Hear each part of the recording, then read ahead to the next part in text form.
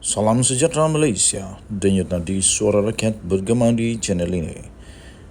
Jangan lupa tekan butang subscribe, like dan share. Malaysia kita punya, cintai Malaysiaku, kita jaga kita.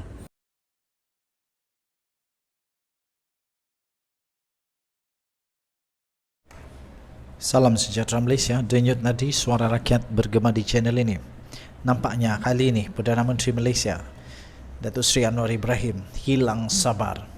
Betul-betul hilang sabar, dan kali ini dia tak main-main. Dia betul-betul akan buat, dia betul-betul akan pastikan perkara ini akan berlaku. Apa tidak hilang sabarnya? Wang negara triliun ringgit hilang, tiris oleh pihak yang tak bertanggungjawab, oleh pihak-pihak yang berkuasa. Bila ada kuasa, ambil kuasa, salah guna kuasa, rasuah, penyelewengan, sampai 4.5 triliun ringgit hilang. Tuan-tuan dan puan-puan, akhirnya Anwar Ibrahim membuat satu janji. Beliau berkata dia arahkan untuk cari pihak yang telah bertanggungjawab, yang telah menyebabkan negara rugi sehingga 4.5 triliun ringgit Malaysia. Tahu tak berapa banyak 4.5 triliun ni? Kalau 4.5 triliun ini dibuat rumah, nilai dia 150,000, tak apalah. Nilai dia 200,000 ringgit, nilai rumah itu. Setiap orang di Malaysia ini akan ada rumah secara percuma. Itulah nilai 4.5 triliun. Dan kalau 4.5 triliun ini dipakai untuk pendidikan, katakanlah pendidikan itu memerlukan bajet 5 bilion setiap tahun. 5 bilion setiap tahun. Wang itu boleh dipakai untuk pendidikan anak-anak tuan-tuan dan saya selama 80 tahun. Bayangkan betapa banyaknya kerugian negara Malaysia. Kerana itu Datuk Seri Anwar Ibrahim telah membuat satu tekad untuk mengarahkan 4 agensi supaya mencari pihak yang bertanggungjawab ini, yang telah menyebabkan negara menanggung kerugian yang dianggarkan 4.5 triliun hanya dalam tempoh 26 tahun sahaja.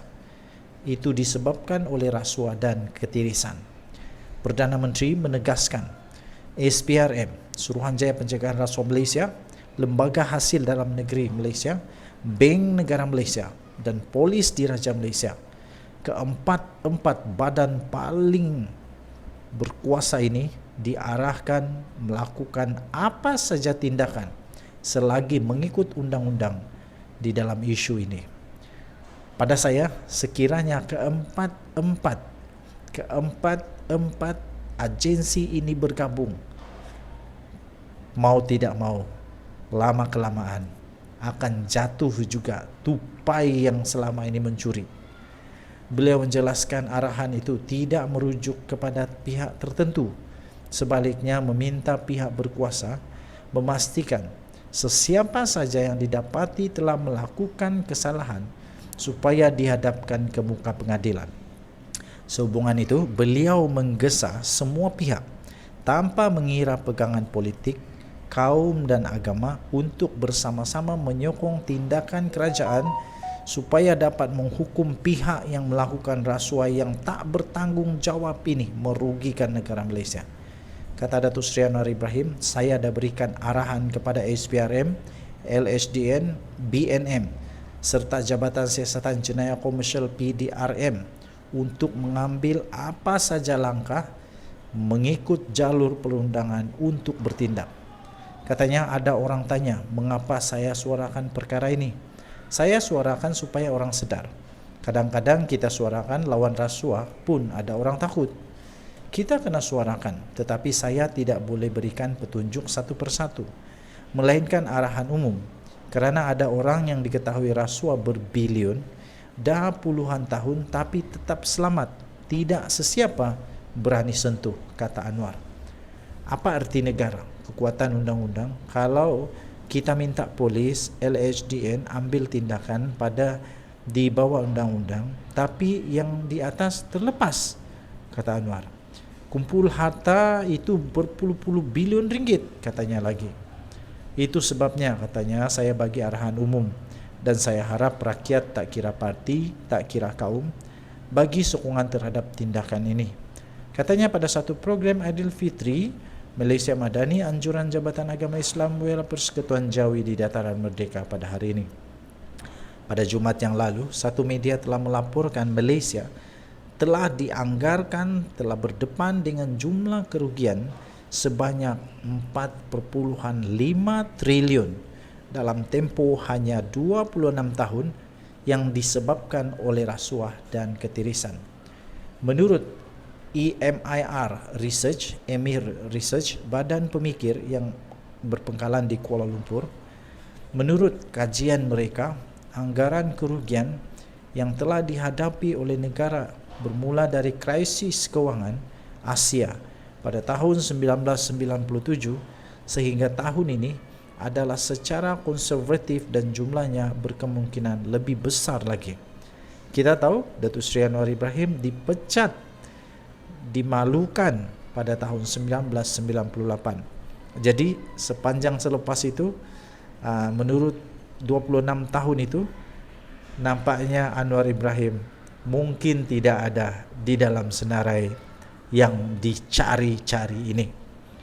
Presiden dan Ketua Pegawai Eksekutif Emir Research, yaitu Datuk Dr. Rais Husin Muhammad Arif, yang dipetik berkata, jumlah angka kerugian kewangan itu boleh menjadi jauh lebih tinggi disebabkan kesan pengganda pelaburan yang merujuk kepada impak stimulatif pelaburan awam atau swasta.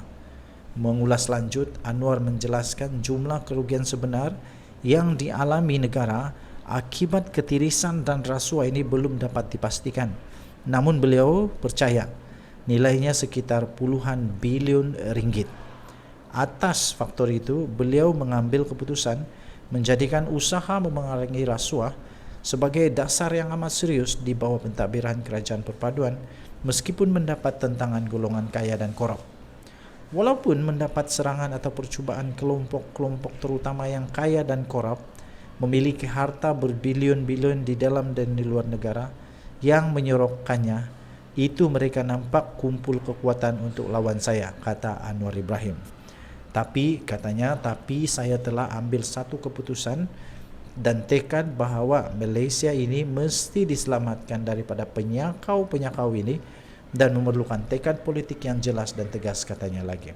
Perdana Menteri turut mengulangi jaminannya bahawa tindakan kerajaan memerangi rasuah bukan atas faktor perbezaan kaum dan agama, sebaliknya menjurus pada isu akhlak dan nilai yang merosakkan negara. Katanya, walau dipermainkan, saya faham masalah ini dan kita mahu rakyat faham serta bersama untuk menyerang dan menghentikan amalan rasuah dan ketirisan, katanya dalam ucapan itu. Denyut nadi suara rakyat bergema di channel ini. Bye-bye.